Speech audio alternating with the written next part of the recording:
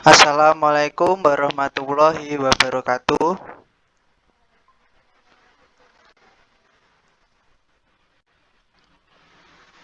Sebelum kita mulai pelajaran pada hari ini, marilah kita berdoa terlebih dahulu.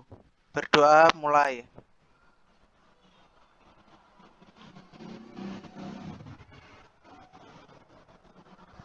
Berdoa selesai. Bagaimana kabarnya hari ini anak-anak? Baik, Oke, sekarang waktunya absen. Firda Dwi Nurrohmah,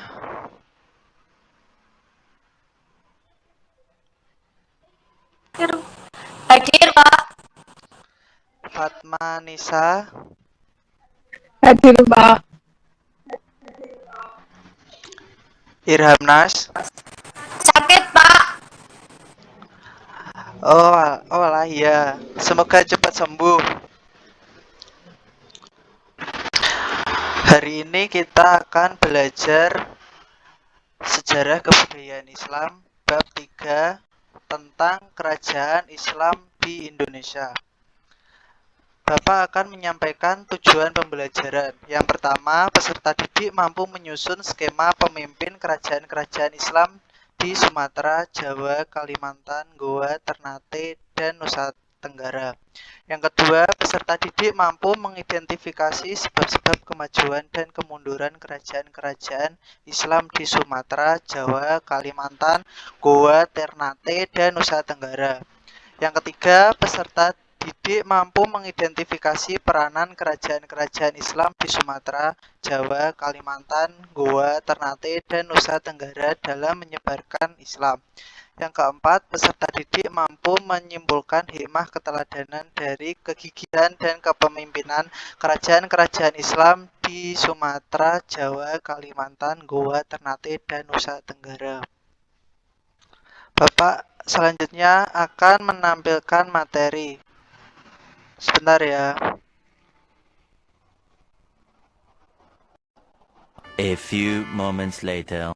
Kerajaan Islam di Indonesia. Yang pertama, Samudra Pasai. Samudra Pasai adalah kerajaan Islam yang dipandang sebagai kerajaan Islam pertama di Indonesia.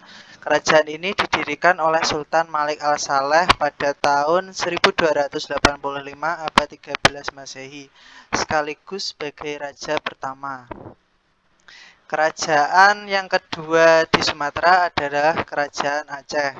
Kerajaan Aceh didirikan oleh Sultan Ibrahim yang bergelar Sultan Ali Mugayyad Shah atau disebut juga Sultan Ibrahim. Kerajaan Aceh mencapai masa keemasan pada masa pemerintahan Sultan Iskandar Muda. Selanjutnya, kerajaan Islam di Jawa, yaitu Kesultanan Demak, didirikan oleh seorang adipati yang bernama Raden Patah untuk menghadapi Portugis.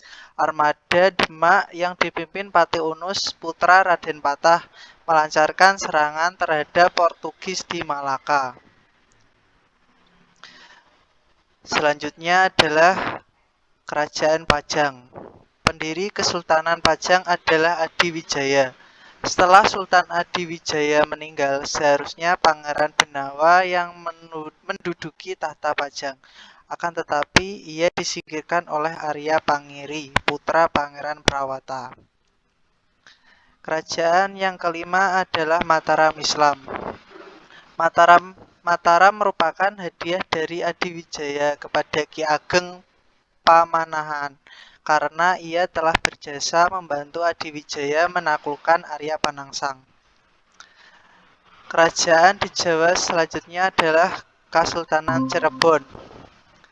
Didirikan oleh Syarif Hidayatullah atau Sunan Gunung Jati. Dengan bantuan Fathahillah, Kesultanan Cirebon dapat meluaskan kekuasaannya meliputi Jayakarta dan Pajajaran. Kerajaan di Jawa selanjutnya adalah Banten. Banten diislamkan oleh Sunan Gunung Jati. Pemerintahan dipegang oleh Sultan Maulana Hasanuddin. Selanjutnya, Kerajaan Makassar. pada abad ke-16 di Sulawesi Selatan terdapat dua kerajaan yaitu Goa dan Talo. Kedua kerajaan itu bersatu dengan nama Goa Talo.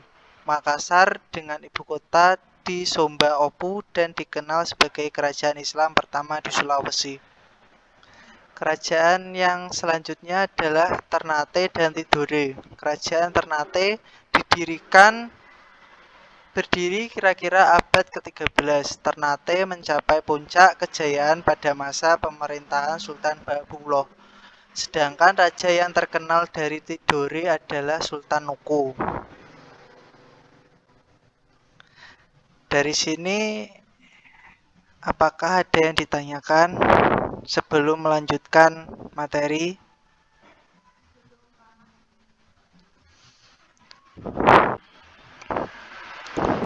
Belum, Pak. Oke, Bapak akan melanjutkan. Hikmah mempelajari pelajaran kerajaan Islam di Indonesia. Yang pertama, kita dapat meneladani kegigihan para penyebar Islam di Indonesia dalam menyebarkan Islam yang rahmatan lil alamin.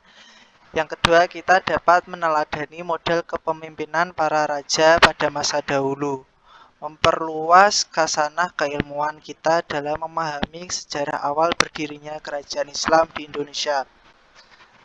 Yang selanjutnya, hikmah kita dapat mengetahui berbagai macam keberagaman kebudayaan Islam yang ada di Indonesia. Sebagai generasi Muslim, hendaknya kita terus melestarikan budaya-budaya baik yang ada di Indonesia dan berhubungan dengan Islam.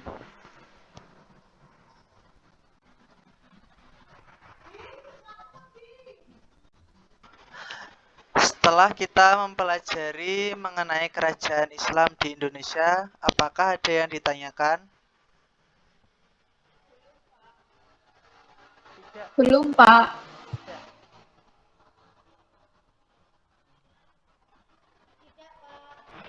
Tidak, Pak.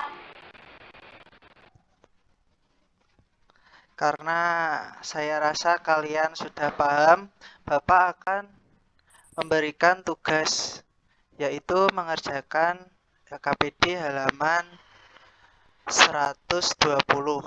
Dikumpulkan nanti setelah jam pelajaran. Soalnya cuma 5 kok. Baik, Pak. A few moments later. Jadi kesimpulan dari pelajaran hari ini, ada yang bisa menyimpulkan? Silahkan Mbak Fatma.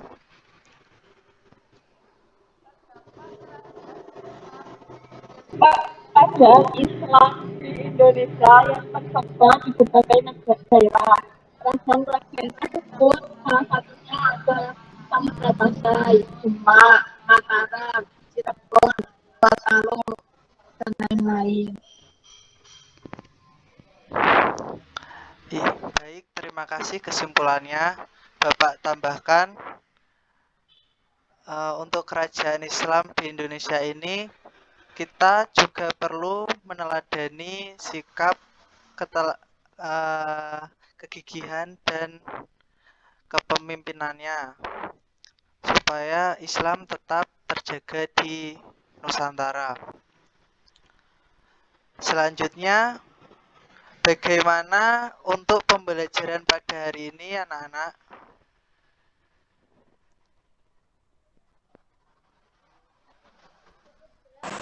Cukup jelas, Pak. Bisa dipahami. Alhamdulillah kalau begitu semuanya sudah paham. Jadi Bapak ingatkan kalian harus mengumpulkan tugas LKPD halaman 120 dan ada tambahan PR, yaitu mengerjakan uraian halaman 121 dikumpulkan minggu depan. Baik, Pak. Baik, Pak. Alhamdulillah pelajaran pada hari ini Semoga apa yang kita pelajari dapat bermanfaat untuk kita semua. Amin. Amin. Amin. Sekian pembelajaran hari ini. Bapak mohon maaf apabila ada kesalahan dalam pembelajaran. Wassalamualaikum warahmatullahi wabarakatuh. Waalaikumsalam warahmatullahi wabarakatuh.